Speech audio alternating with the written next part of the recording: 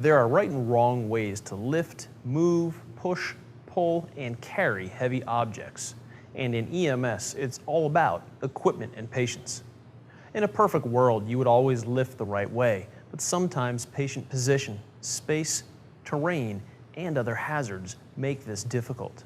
To minimize risk in these situations, utilize all of the tools and techniques at your disposal to avoid injury and make your job easier.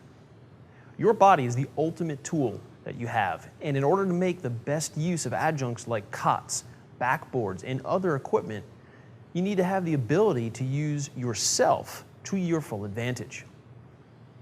To use your body in the most efficient manner and reduce strain on your body and the risk of injury, there are 3 very simple and incredible tricks that you can use to increase your biomechanical efficiency and make your patient handling tools even more effective. These tricks are, number 1, rooting the floor. Number 2 is the hip hinge. And number 3 is a neutral spine lifting posture. Rooting the floor. Sounds kind of funny, and it's hard to root your mind around, but this is a great trick when you're lifting any heavy object or when you're stepping up into the truck. When preparing to lift a spine board or stretcher from the ground, place your feet in a slightly wider than shoulder width kind of a distance and root your feet to the floor. Visualize gluing your entire bare foot to the floor or making a perfect footprint in some freshly poured concrete. Putting your body into this ready position will make any lift you do safer, and it increases your mechanical efficiency. Rooting stops you from lifting off the toes and helps you maintain a flat back posture during any lifting movement. This technique increases your balance and makes your gluteal muscles fire properly, relieving your back of additional strain.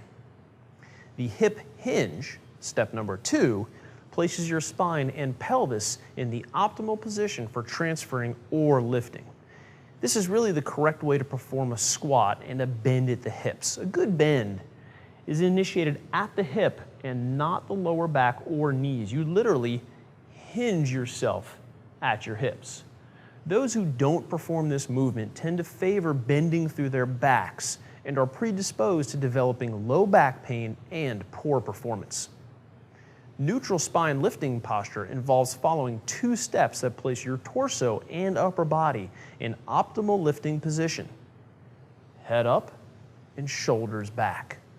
If your head is up, your back is always in a safe position. Never look down during a lift or a transfer. Keep your eyes up and straight ahead at all times. When performing a 2-man lift with a stretcher or spine board, it always helps to look your partner directly in the eye. This keeps your head up, reminds you to maintain good body mechanics, and helps communication during the lift. Keeping your shoulders back when you perform any physical task. This is the best way to transfer the forces of an exterior load from your extremities into your core, such as when you lift a patient on a spine board. Simply keeping your shoulder blades in mid-back pulled slightly down and back accomplishes this task. Think no shrugs, keep your head up, and you are well on your way to staying injury-free.